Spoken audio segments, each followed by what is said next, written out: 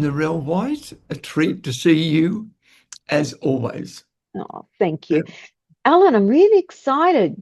I have been looking at your events page and you are doing another complex agreement negotiation course. Indeed, we are, and it's nearly 2 years since I've done one in Australia, Yes, and pardon me. And previously, we have done it over 12 weeks online to begin. It used to be 12 weeks, 2 hours every week, yes. 7:30 in the morning till 9:30. It's now going to change to an hour and a half a week for 16 weeks. It then goes on for the next 9 months because we offer 1 day a week. Let me try that again. We then offer it 1 day face to face per month for 9 months. So it's a 1 year course. Wow. So let me get this right. You do 16 weeks, Yep. 9:15 a.m. in the morning for an hour and a half. Yep. And then after that, it's a 1 day face-to-face per month. Yes. Yeah. Wow. What are you going to cover this time, Alan? Are you taking Well, what you had and then expanding it? Narelle, the answer to that last piece of the question is, are we changing it and expanding it? The answer is yes. Mhm.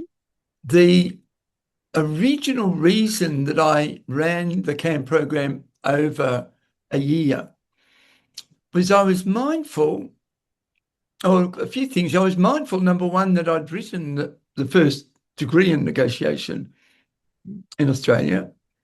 Um, and in writing that, it made me realize how much we needed to be teaching people negotiation Yeah. because it's what they're doing every day. And in fact, Yes. these days, I often refer to it as conversation instead of negotiation. Because when we say negotiation, people often get into that almost competitive mode. And so I started supplementing or replacing negotiation from time to time with conversation. And I noticed people were calmer. Okay, yeah, because And negotiation can be considered combative as well. unfortunately, the majority of people in the business world, particularly, Mhm. do engage in what we refer to as adversarial negotiation. So it Yeah, is competitive. It is me against you. yeah. It is how do I get the best? Uh, um, I do go in and ask for the most I can get, and then you ask for the most you can get, and we play tug of war backward and forward, which is really good if it's a one-off transaction. And so I want to highlight, I want to talk about the competition bit, but Mm. I want to somehow convey to you and to the listeners that that competition thing is pervasive and it's turning up more and more. And I'm not going to go into or talk about the international scenario at the moment, but it's a clear indication that we have an opponent-oriented culture permeating. And we've got to learn how do we, in our day-to-day interactions in real time, not wait for anybody else to change it, but we need to go, I want to be able to influence the relationship and the interaction I have. That means that we become partners and co-creators, not opponents and competitors. And after all, Alan, when you really think about it, Hmm. we're talking about good communication. That's all we're Absolutely. talking about. And if you have great communication, the world is going to be a better, Yeah. hopefully less Yeah. combative, more cooperative and Yeah. collaborative Yeah. place. Narelle, in relation to that, I don't do very much of it now, but I used to do a huge amount of organizational change management work. And Yeah. when we do assessments of what people thought was important and what were the strengths and weaknesses and what were the deficiencies, direction, Mhm. and I'll talk a bit more about that in a minute, and communication were always the first, it didn't matter where you did it, what industry, communication was always the obstacle, always the shortfall. If you said to people, what was the missing piece of the puzzle, they'd always say communication. And I think it's time for us as genuine citizens of the country to not throw out hope that the top of the organisations and the top of the political process, those people will change what we want, the way we want it. I think it's time for the groundswell to occur. For people to say, I'm not waiting for some system to deliver.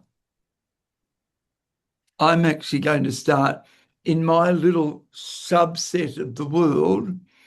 I'm actually going to work on having greater cooperation, deeper relationships, lasting interactions, working out how do we work together to co-create. It's about how to get complex, diverse groups to agreement. That is its purpose. And I have to say to you, there are not many examples where complex groups, diverse groups, come to agreement. And it's a skill that we don't teach it. No. We don't teach it. That's it.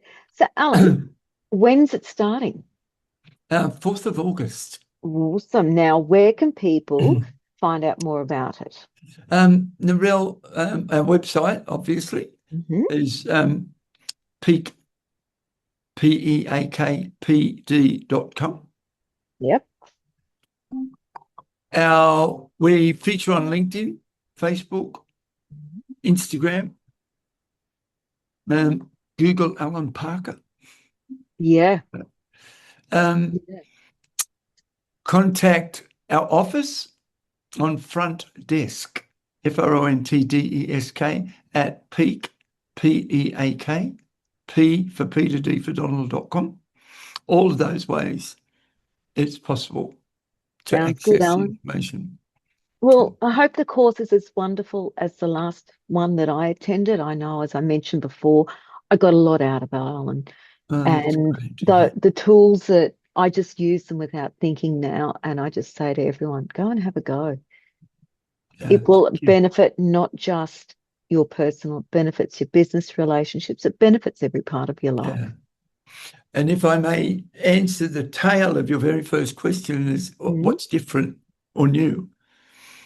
We're taking it to a new level, and I'm labeling it human-centered. Yeah. Complex agreement negotiation. Wonderful. So let's really make sure that we consider the humans in the process, ourselves and each other. Awesome. Thank you, Narelle. Thanks, Alan. Bye for now. Bye.